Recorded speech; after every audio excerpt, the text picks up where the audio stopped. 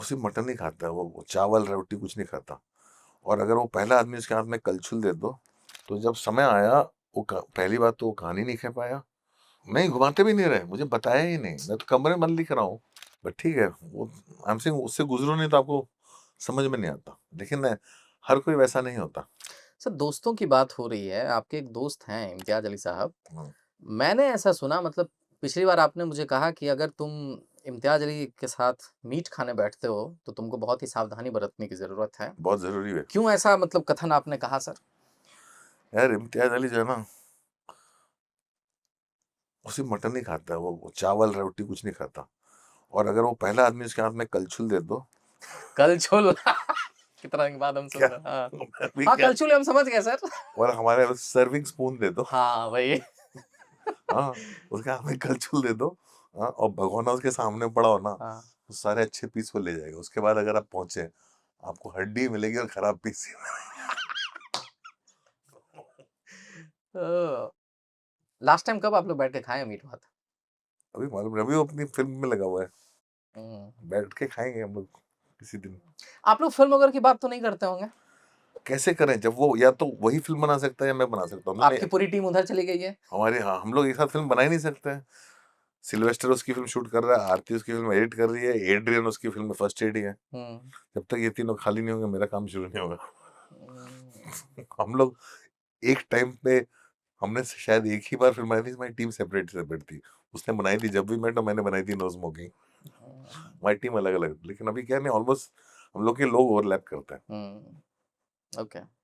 अच्छा सर, ये हमने निशांशी की बात कर ली, हमने आपके बचपन, जवानी के दिनों की बात कर ली। अब मैं थोड़ा डायरेक्शन उस दिशा में लेके जाता हूँ। अब तक आपको पता चल चुका होगा कि सर मैं आपका फ़ैन हूँ, मैं आपका थ खतरनाक लेवल वाला फ़ैन हूँ। अगर आपको अभी भी यकीन नहीं हुआ है, तो मैं आपको एक याद दिला दूँ कि आपकी एक फ़िल्म आई थी गैंग्स ऑफ वासेपुर।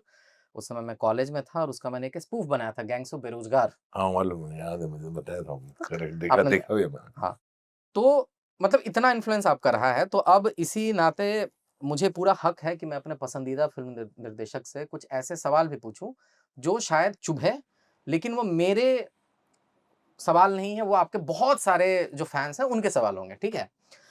मेरे को ब्लंटली ये पूछना है कि जब मेरा कश्यप गैंग्स ऑफ वासेपुर बना सकता है, जब वो निशांची बना सकता है, जब वो मुक्काबाज बना सकता है, तो फिर वो दोबारा क्यों बनाता है, वो चोक क्यों बनाता है, वो ऑलमोस्ट प्यार विद डीजे मोहब्बत क्यों बनाता है? मैं क्योंकि उनमें भी उतना ही विश्वास रखता हूँ, ऐसा नहीं है। चोक्ड में भी मेरे लिए सी, फिल्म फिल्म जो बनाना चाहते हो पूरी तरह से वो ना बन पाए, उसमें चूक हो सकती है। दोबारा में कोई चूक नहीं, दोबारा कॉन्शियस डिसीजन था, रीमेक मालूम है बना रहे हैं। वो सब्जेक्ट में एक्सप्लोर करना चाहता था खुद के लिए, मैंने कभी टाइम ट्रैवल। ट्रैवल वाले कुछ किया नहीं। मैंने कहा मैं अभी ट्राई करके देखता हूँ, वैसा है। ऑलमोस्ट प्यार बहुत ही अलग फिल्म थी उसका वो, लाइन बड़ा अच्छा लगा, मोहब्बत से ही क्रांति आएगी। बट वही फिल्म का बेसिक पॉइंट था। मेरी कहानी, एक कहानी कश्मीर की थी, हाँ, और एक कहानी बम्बई की थी। उसका बाहर से इधर से कोई लेना देना नहीं था। हुँ, तो जब समय आया, पहली बात तो वो कहानी नहीं कह पाया, दूसरा क्योंकि कुछ चंक हमारे शूट हो रहे थे और मैं किसी कारणवश उस समय इंडिया छोड़ के चला गया था, बहुत दिक्कतें थी मुझे, तो यहाँ का हिस्सा शूट ही नहीं कर पाया कोर्ट के से। फिर बाद में प्रोड्यूसर भी चला गया, फिर सब कुछ बेच बाच करके हमने इसी तरह फिल्म खत्म की, क्योंकि दो नए लोग इन्वॉल्व थे। हुँ। Choked is a film I wanted to make, मुझे बहुत पसंद है वो स्क्रिप्ट। इनकम्प्लीट लगती है थोड़ी-सी वो, वो है इनकम्प्लीट है ना? थोड़ी सी, वो इनकम्प्लीट है, उसका कारण भी है, क्योंकि ये ठीक वो समय था जब हम लोग रफ कट बना रहे थे फिल्म का। हुँ, उस फिल्म में काफी इंपॉर्टेंस है न्यूज फुटेज का, और एटमॉस्फेयर में उस समय जो चल रहा था हुँ, डिमोनेटाइज के टाइम, जिससे फिल्म कंप्लीट होती थी। तो एडिट करते समय वो सारी चीजों का परमिशन था, जब तक पिक्चर खत्म हो गई सारे परमिशन हमसे छीन लिए गए। ओह! तो उस समय सिवाय एनडीटीवी के किसी ने कोई फुटेज नहीं यूज करनी थी। तो वही बता रहा हूँ, लोगों को नहीं मालूम होती कोई चीज कैसे क्यों होती है। हुँ, चाहे भले वो मेरा डिप्रेशन हो, चाहे वो कोविड हो, चाहे कुछ भी हो, चाहे मैं उन चीजों से डील करने से भागा, तो चीजें उस समय फट पड़ी अंदर, जब सब चीज ऐसा जो है ना, एक पॉइंट आया, सब कुछ हिल गया। स्पेशली उसमें एक कारण था मैक्सिमम सिटी, जिसने मेरे 2 साल लिए। जैसे मैंने मैक्सिमम सिटी जब लिखना शुरू किया, तो जिस जिस बात पे उन्होंने मैक्सिमम सिटी रोकी, वो बात पहले 15 पन्ने में थी। तो पढ़ के वो लोग मुझे रोक सकते थे मेरा समय बर्बाद करने से, उन्होंने नहीं रोका मुझे, क्योंकि उन्होंने बोला कि इसको बुरा ना लग जाए। तो उन्होंने मुझे मेरे 2 साल बर्बाद किए, और किसी ने आके मुझे नहीं बताया कि ये नहीं हो रहा। अच्छा, घुमाते रहा आपको। नहीं, घुमाते भी नहीं रहे, मुझे बताया ही नहीं। मैं तो कमरे में बंद लिख रहा हूँ, मुझे रोक सकते थे आप। और वहाँ डिसीजन बन चुका है कि नहीं बनाने हैं। ऑडिशन बन चुका है, पहला ड्राफ्ट पढ़ते ही डिसीजन बन चुका है। पहले पार्ट का 3 हिस्से की फिल्म थी, 9 घंटे की फिल्म थी वो। डिसीजन हो चुका है, लेकिन बोलेगा कौन? बिल्ली के गले में घंटी कौन बांधेगा? किसी ने नहीं बांधी। और मेरे उन्होंने 2 साल बर्बाद किए। उन्होंने 2 साल बर्बाद किए, मुझे काम करते रहने दिया। मुझे रोका जा सकता था, ये प्रॉब्लम है। और वो प्रॉब्लम इतनी बड़ी नहीं थी, वो छोटी सी प्रॉब्लम थी। एक पन्ने की प्रॉब्लम थी, एक शॉट की प्रॉब्लम थी। वो शॉट निकाला जा सकता था, उसके बिना भी फिल्म बन सकती थी। अगर आपसे बात करते तो आप निकालते वो। कोई जरूरत ही नहीं थी उसकी, फालतू बात थी वो।